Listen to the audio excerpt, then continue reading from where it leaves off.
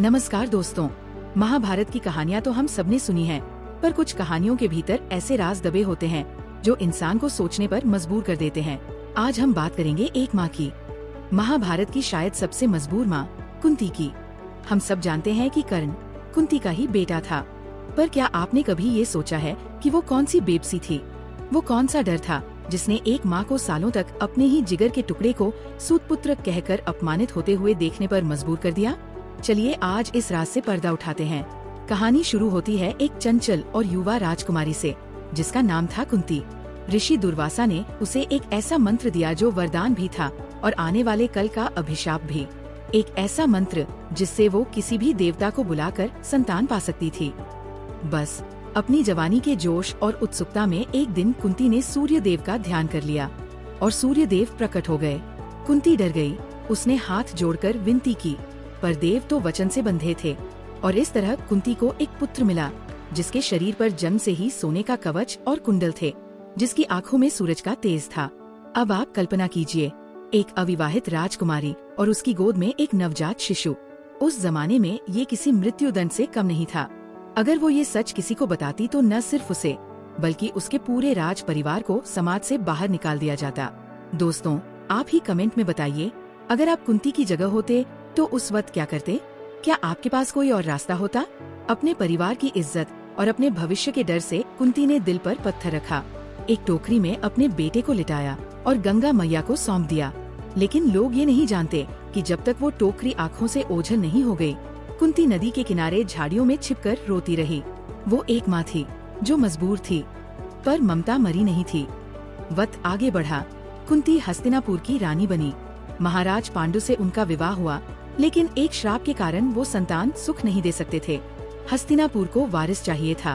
तब कुंती ने अपने पति की आज्ञा से उसी मंत्र का प्रयोग किया और युधिष्ठिर, भीम और अर्जुन को जन्म दिया। अब कुंती सिर्फ एक माँ नहीं थी, वो एक कुल की, एक राज्य की जिम्मेदारी थी।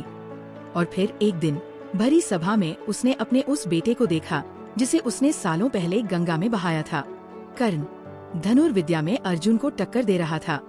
एक पल को तो कुंती की आंखों में गर्व की चमक आई, लेकिन अगले ही पल जब कृपाचार्य ने उसे सूतपुत्र कहकर उसकी जाति पूछी और उसे अपमानित किया, तो कुंती का दिल कटकर रह गया। वो चीखकर पूरी दुनिया को बताना चाहती थी कि ये सूतपुत्र नहीं, ये कुरुवंश का सबसे बड़ा चिराग है। पर वो चुप रही। अगर वो उस दिन बोल देती तो सिंहासन का सबसे बड़ा हकदार कर्ण होता, युधिष्ठिर नहीं। पांडवों का भविष्य अंधेरे में चला जाता। उसके पति पांडु के सम्मान पर सवाल उठते। परिवार में ऐसा गृहयुद्ध छिड़ जाता जो शायद महाभारत से भी पहले सब कुछ तबाह कर देता। दोस्तों, कुंती की इस बेबसी और दर्द को अगर आप महसूस कर पा रहे हैं तो इस कहानी के लिए एक लाइक तो बनता है। आपका एक लाइक हमें ऐसी ही गहरी कहानियां आप तक लाने का हौसला देता है। कुंती ने एक और बात देखी। उसने देखा कि जब सब कर्ण का अपमान कर रहे थे, तब दुर्योधन ने उसे गले लगाया, उसे अंग देश का राजा बनाकर सम्मान दिया। कर्ण अब दुर्योधन के एहसान और दोस्ती के कर्ज तले दब चुका था। कुंती समझ गई थी कि अब बहुत देर हो चुकी है। अब अगर वो सच बताती भी तो कर्ण अपने मित्र दुर्योधन का साथ कभी नहीं छोड़ता, बल्कि सच जानकर वो एक ऐसे धर्म संकट में फंस जाता जो उसे अंदर ही अंदर तोड़कर रख देता। सच कहूँ तो महाभारत की ऐसी ही अनसुनी और गहरी परतें हैं जिन्हें हम आपके सामने लाना चाहते हैं। अगर आप भी इन रहस्यों को जानने में रुचि रखते हैं तो हमारे चैनल को सब्सक्राइब करना बिल्कुल मत भूलिएगा, ताकि कोई भी कहानी आपसे छूट न जाए। लेकिन जब युद्ध का बिगुल बज गया, जब एक माँ ने देखा कि उसके ही बेटे एक दूसरे के खून के प्यासे हैं, तब उसका सब्र जवाब दे गया। वो सारे डर, सारी मर्यादाएं तोड़कर अकेले कर्ण के पास पहुंची। गंगा किनारे उगते हुए सूरज को अर्घ्य देते हुए कर्ण से कुंती ने रोते हुए कहा, पुत्र, तुम सूतपुत्र नहीं, तुम मेरे ज्येष्ठ पुत्र हो। तुम कौनते हो? ये वो शब्द थे जिन्हें सुनने के लिए कर्ण के कान तरस गए थे। लेकिन आज ये शब्द उसे अपने नहीं बल्कि पांडवों को बचाने की एक चाल लग रहे थे। उसने बड़े दर्द से कहा, माता, आपने बहुत देर कर दी। जब मुझे इस सच की जरूरत थी तब आपने मुझे छोड़ दिया। आज जब मैं अपने मित्र का कर्ज चुकाने जा रहा हूँ तो आप मुझे रोकने आ गई।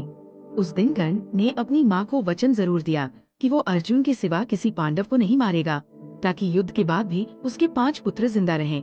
तो दोस्तों, कुंती की चुप्पी सिर्फ उसका डर नहीं थी, ये एक रानी का कर्तव्य, एक पत्नी का धर्म और एक माँ की सालों की बेबसी थी। उसने पूरी जिंदगी इस उम्मीद में गुजार दी कि शायद कोई सही वक्त आएगा। पर महाभारत के उस दौर में शायद किसी के लिए कोई वक्त सही था ही नहीं। आपको कुंती की इस कहानी का कौन सा पहलू सबसे ज्यादा भावुक कर गया? हमें कमेंट सेक्शन में अपनी राय जरूर बताइएगा। मिलते हैं अगली कहानी में। धन्यवाद।